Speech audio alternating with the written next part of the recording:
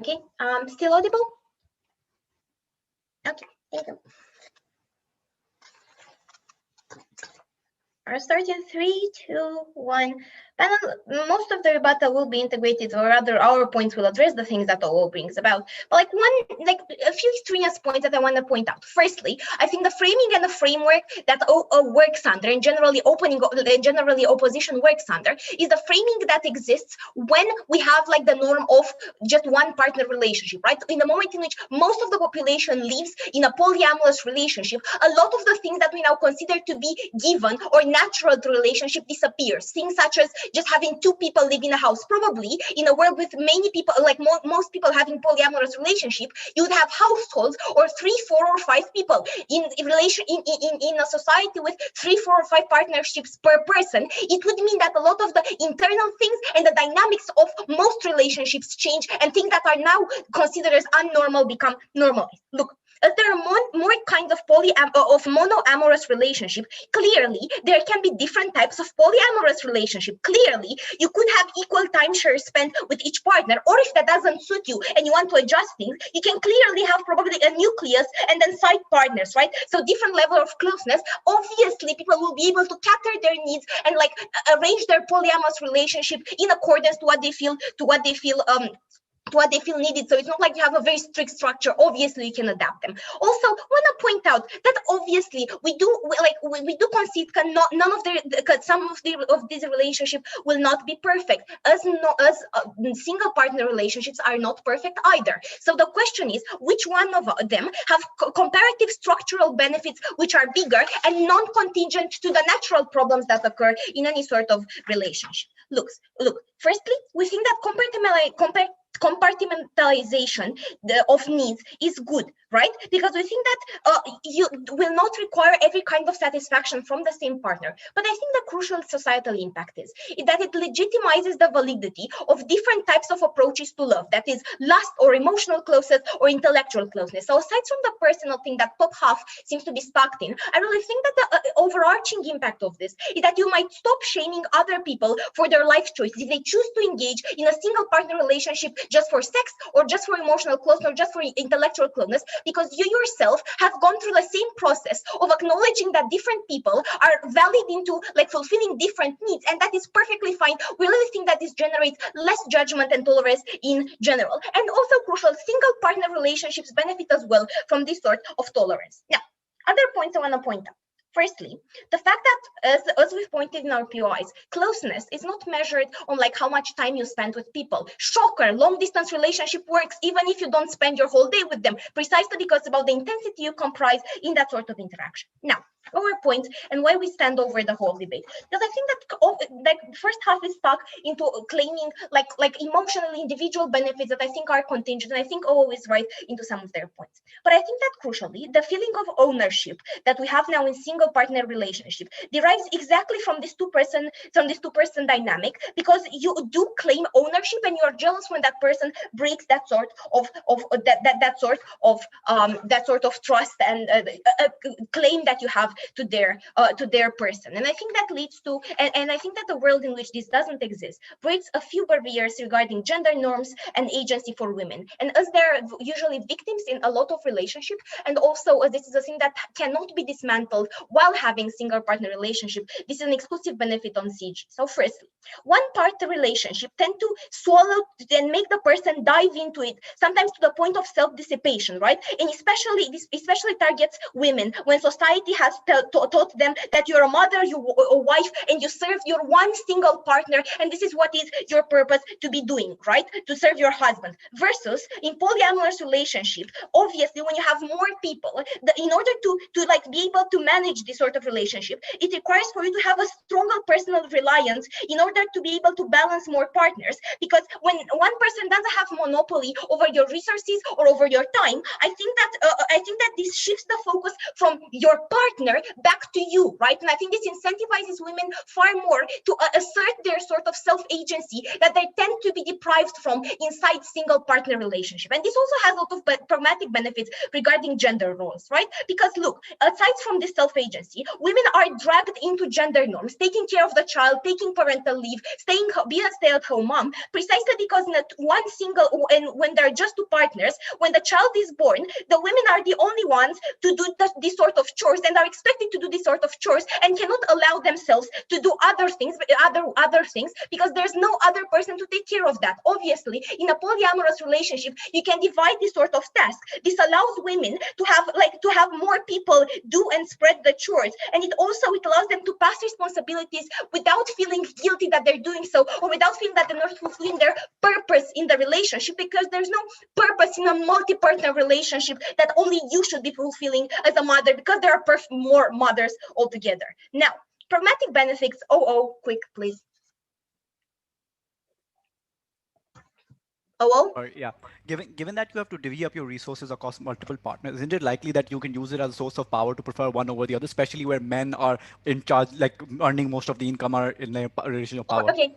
Okay, got it. Yeah, I'll tackle that. So pragmatic benefits that are more crucial than the opening individual deadlock. Firstly, abusive relationships or toxic attachment patterns. Obviously, in abusive relationships, the reason for which you can't break them is because you have the abused person that is sometimes financially tied to the abuser, or like emotionally tied to the abuser, and cannot break that deadlock. And there is the abuser that is very comfortable with the situation in the moment, and there is no other person to pinpoint the toxicity of the relationship. In polyamorous relationship, clearly you'd have more people, and at least one of them should be able to signal the fact that there is a toxic dynamic between one of the partners, or at least you'd have other women inside the relationship to side with you and signal the fact that there is a toxic attachment pattern. And so significantly more people from inside the relationship, as opposed to from the outside, to signal that things are not going as they should be going. You have more people. Second, you have more people to help in material share, such as rent, education fund for the child, medical bills in case of illness, right? And this is material benefits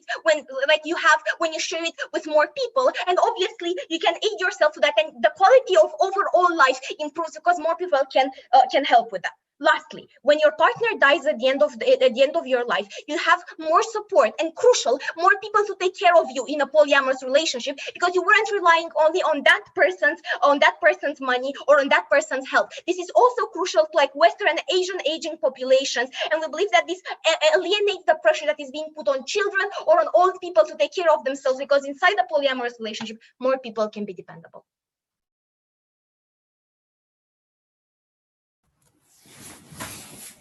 Thank you very much for that speech, and I would like to welcome the member of UP to open up the CO case. Here.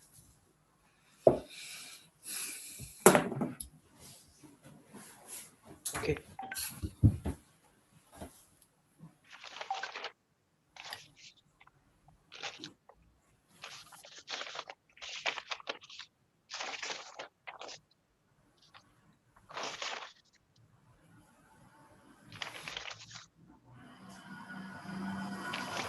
Okay, I'm gonna start my speech in 3, 2, 1. CO would argue that individuals in the world that is dominated by the polyamorous relationship will reduce the amount of intimacy that people will acquire. It will create more barriers of people to speak up and open up about their vulnerabilities. It will make people actually have less flexibility because you need to compromise to more people. And it will create a harder time for the people to break up.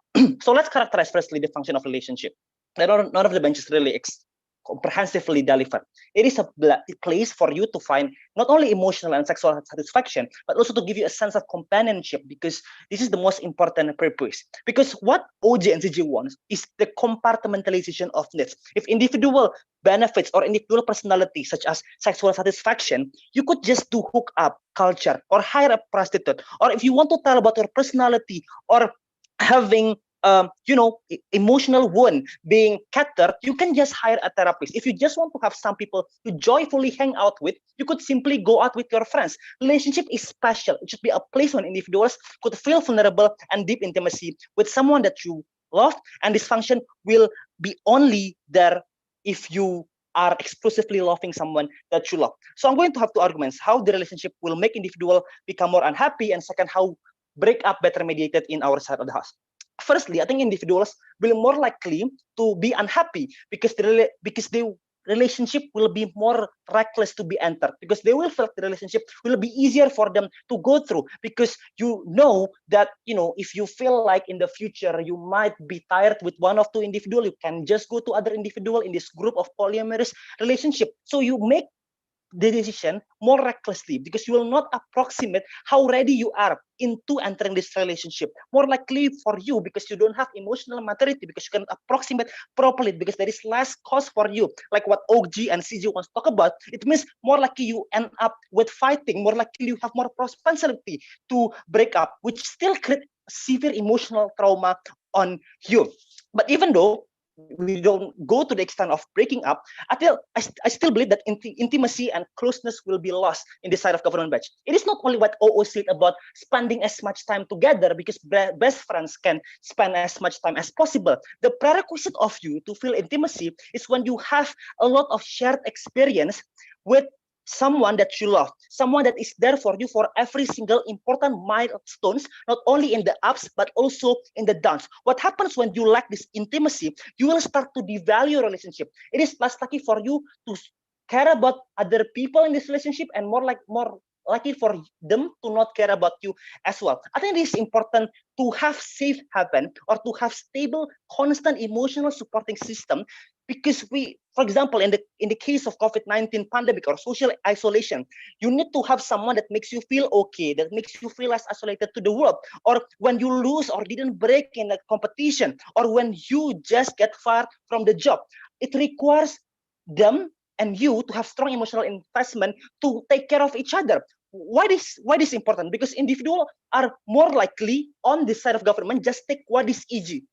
Just take the sex, just take the happy fun story sharing session, or eat the foods that they make to you. Individuals will not be there for you if you are at the lowest point in your life, because they can just find a happier moment with other individual. I think this is the most important contribution in this batch, because happy lovey-dovey things might exist in both sides of the house, but failure is inevitable, and you need to have someone that can cheer you and makes you feel less shitty to the world that you currently live. And it will not exist in the side of government when individuals don't have this shared level of intimacy, because they can just find someone else to do happy things. But what is going to be jeopardized the most? So let's talk about CG, when I talk about protection to the woman. I think asymmetry of power between gender is still going to be exist in both sides of the house if the CG characterization is that severe, because the imbalance of gender power relies not on the amount of people that exist in a relationship, but based on sexism,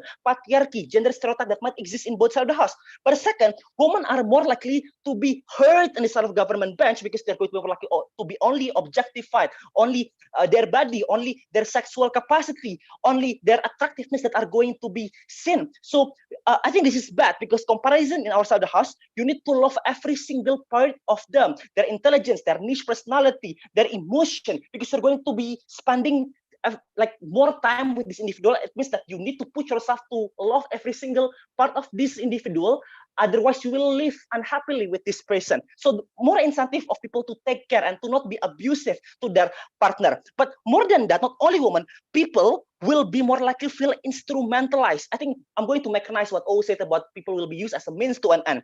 What is important? Because, other forms of things that exist in your life already instrumentalize you. Parents already expect you to make them proud, to get as much money. Jobs already, push you to give them the economic capacity.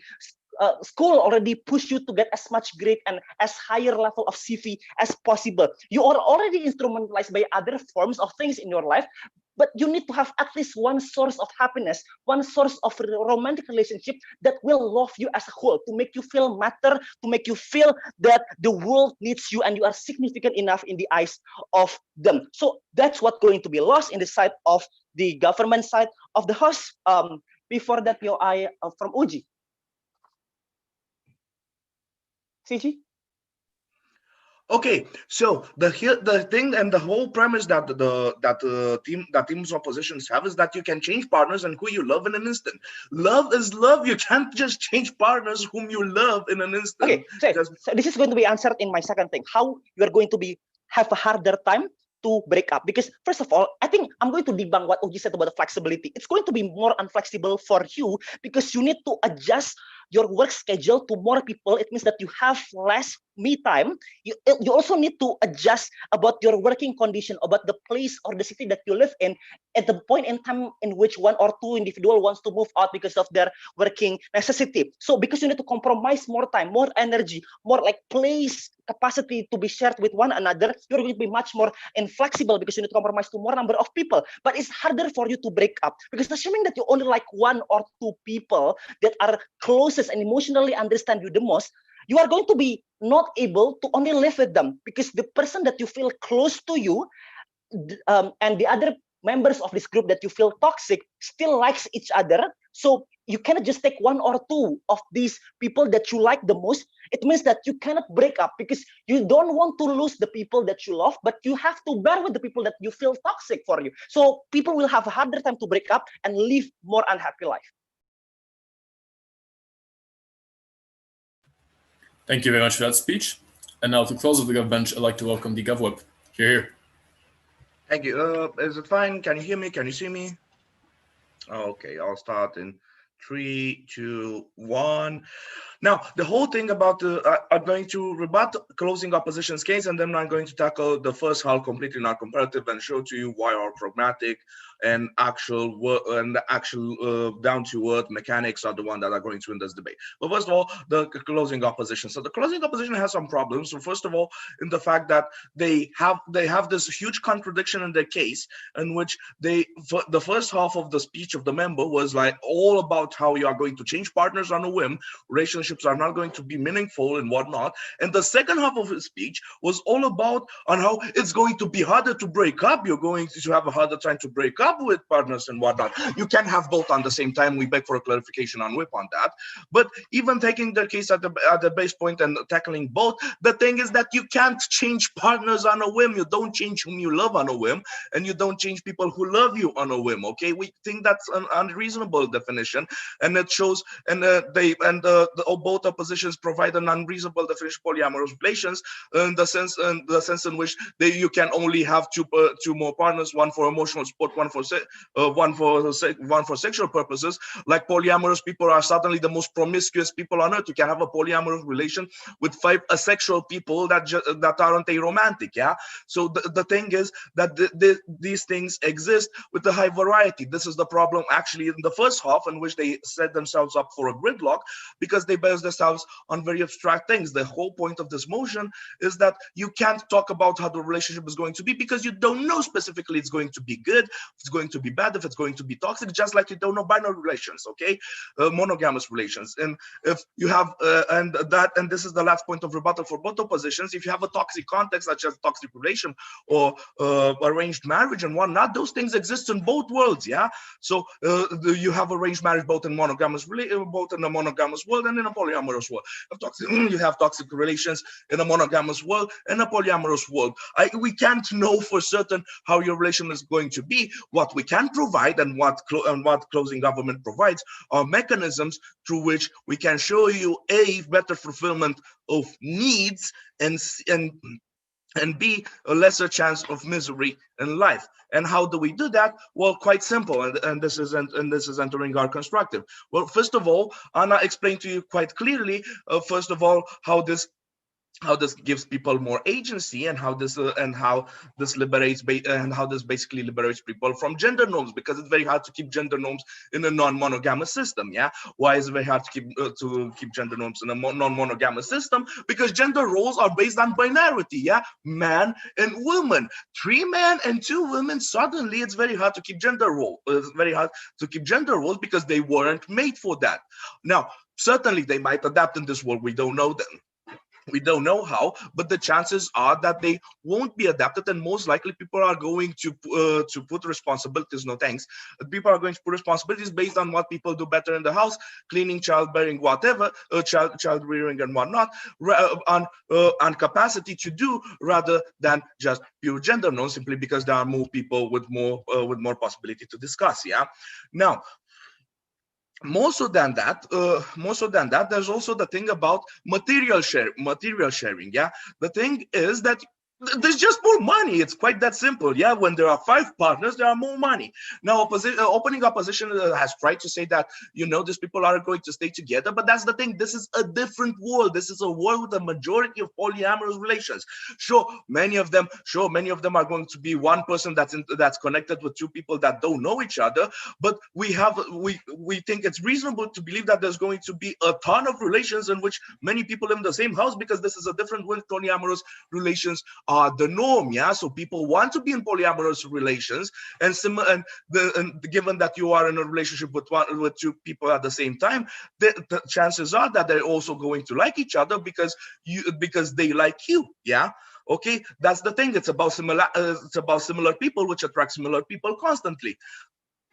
Okay, and not only that, but the thing is that the moment in which you have these things, in the moment in which you have a bigger material share, it's easier to escape toxic context. So what OO was saying about arranged marriages, well, guess what? It's easier to escape the arranged marriage in the moment in which you have the financial help from 3 other people that are going to help you to escape that toxic context. It's easier to escape a toxic relation in the moment in which you have 2 other people in the same relation, which are going to tell you, man, this is not okay. And even if they are under the same relation, those are people that love you and which you trust, and which are able to see that things are changing, that you're getting beaten, that you're getting verbally abused, whatever toxic thing we want to use as an example. And those people are going to be able to tell you that these things are wrong and to try to help you. Before going to the last point, yes, all of your claims on gender roles being eroded away are contingent on same-sex relationships being a greater norm, and that where men and women have equal power in a relationship in your world. Okay. Here's the thing. Sexism and homophobia are existing in your world the same as they exist in our world. So if you live in a homophobic or sexist context, it's the same for both of us. It's not comparative.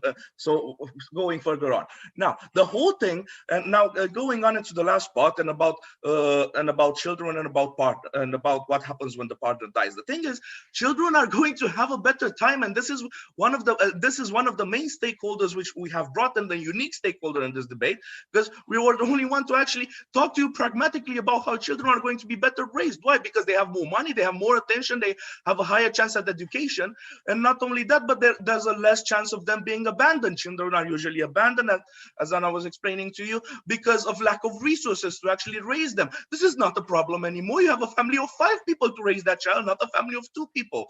And now you can actually fully devote your time to raising that child and raising them. And then comes the point in which, as people age, and the life expectancy raises, people now live relations with higher differences of age are quite common. Yeah. So one of the partners is quite highly likely to die before you, and also due to lifestyle choices and whatnot.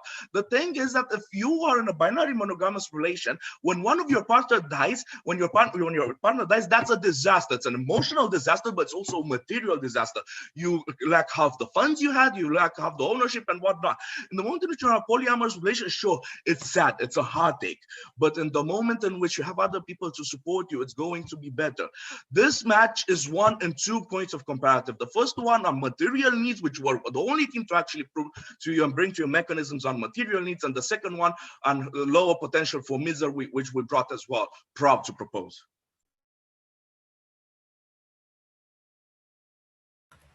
Thank you very much for that speech, and thank you for this debate. You know the drill. Shake hands, make friends, and leave room. And I would be happy to give you feedback after the. My whip has not spoken. There's one more whip. Whip. I'm sorry. I'm really sorry. I completely. Oops. Yeah. Sorry. Upwhip, floor is yours.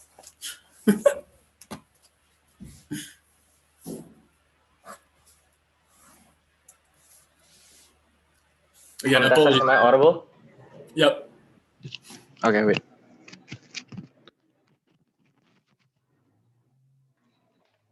I'm gonna start my speech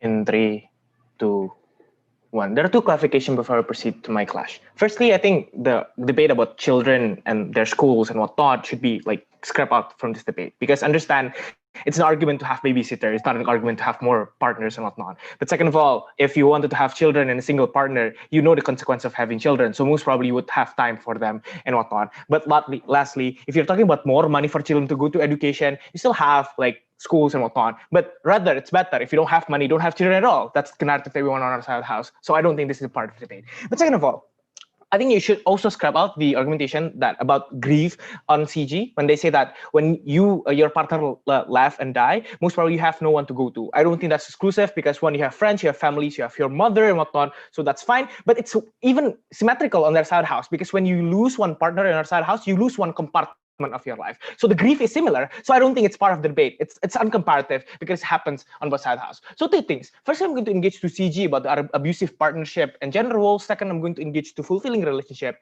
basically by OG and CG. So firstly, abusive partnership in general. So basically what they said is that there are symmetrical of power in the relationship that shape and embolden gender roles that will make women become more abused by their partner and whatnot. I don't think that if this is characterization that they wanted to play with, I think it's symmetrical on both sides of the house. Because if you're talking about polyamorous in a context where people are conservative, most probably the one who could have polyamorous relationship, who could have many women, are the men. So exactly what my partner said about instrumentalizing more women, making more women disposable, and emboldening gender roles that women are only a tool and an object for them to be able to fulfill the pleasure of men exists and important because it means that if they're playing on that scenario, it is more likely to happen on their side of the house. So it means that when the harm is symmetrical, I don't think this is a debate because in that context, both sides of the house gets the harm. But even if this is the debate, I think that it's better on our side of the house because there is a specific narrative in a single partnership that women can use to defend themselves. Soulmates.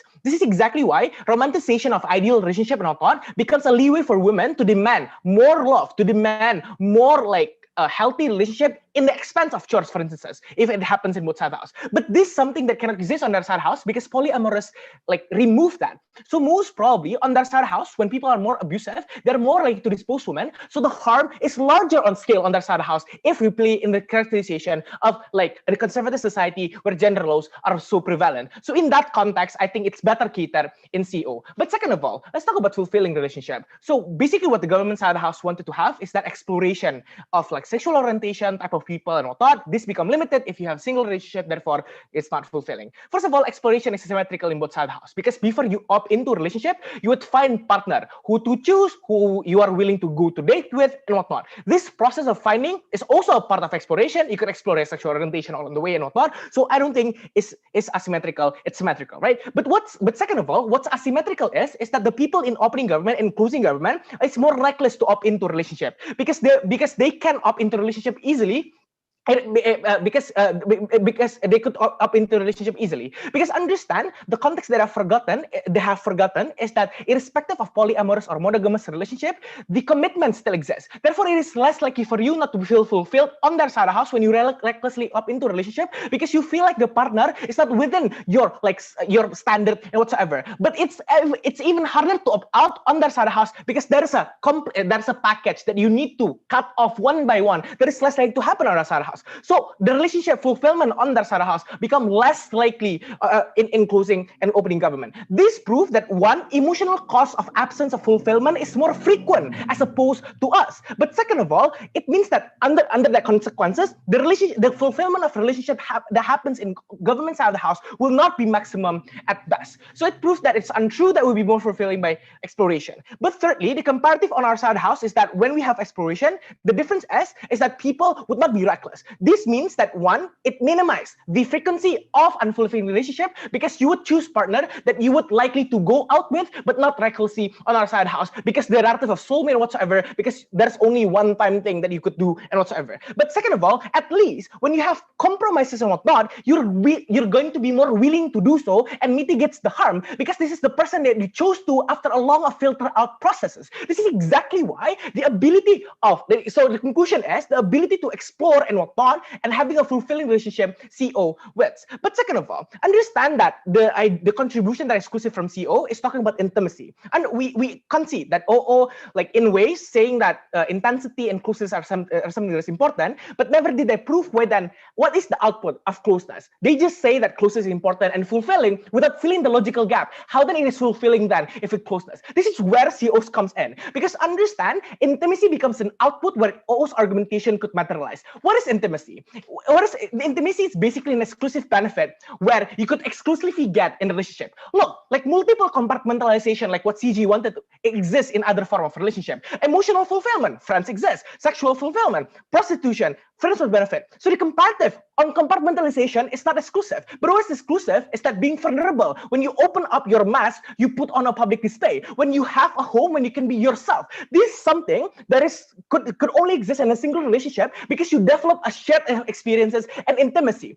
How then shared experiences gotten on our side house? Understand, shared experiences gotten by the process of compromises that exist. So exactly, CEO is going to take the bullet that compromises is something that's okay, because compromises is a process when you adapt and adjust to your partner, and it's a process of knowing your partner better. It is a process of sharing emotional connection and bond. This is something that is good instead of something that is bad. This is important. This result to a more fulfilling relationship, because you will feel that this is something different with other relationship that you have been into. Because understand, this is simply important because in status quo, there's a lot of narrative that romanticize relationship, and you're forced to opt into one. So at least what we could give to those particular individual is a fulfilling relationship. This is exactly why giving a different and unique experience comparative to other relationship are something that's important. That's why vulnerability is important. But second of all, this is important because it H over OO. Because understand, OO never explained what's the output of it, and they simply only say closeness. This materialized their contribution. But second, this also answers the concern about OG and CG about compromise and limitation. Well, we say that this is something that is necessary and okay.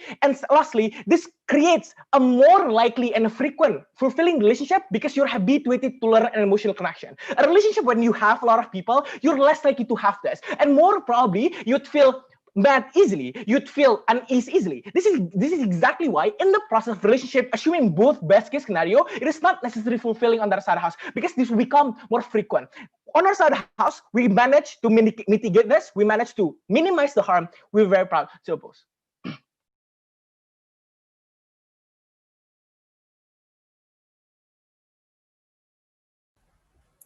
Thank you very much for the round and for tolerating my mistakes. Oops. Yep. So, okay. So speakers can move into the main room. I will remain here for deliberation, and then we'll join them later. Again, thanks for the round, everybody. Thank you. Thank you for the debate, everyone. Thank you, everyone.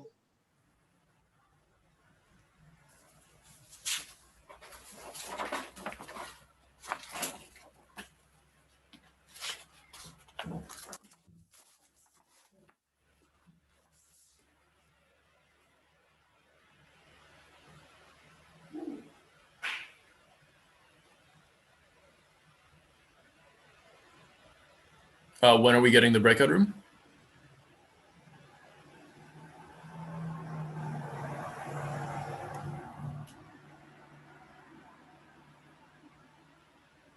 Okay, well, we'll just wait. Use the time to go over your notes, guys.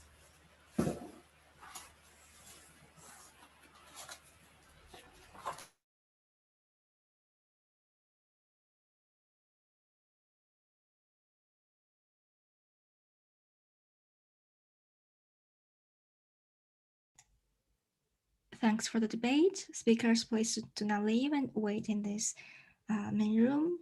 And judges will come back to the main room when they are ready to deliver the oral adjudication. Thank you.